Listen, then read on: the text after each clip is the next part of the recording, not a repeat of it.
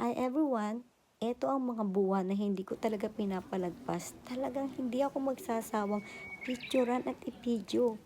Ito ang sakura or kung tawagin sa atin ang cherry blossom. Super ganda naman talaga. Hindi ka magsasawang mag-video at picture sa kanya.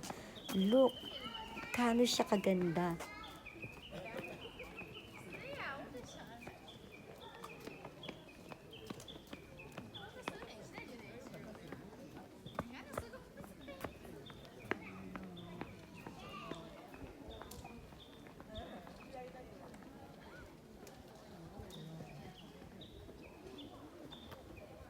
At sa mga nagpaplano gustong pumunta ng Japan para makita at mapicture ang cherry blossom, kung ako sa inyo, itaon nyo ng March hanggang April. Diyan nyo makikita ang super ganda naman talaga nila. Yan po guys!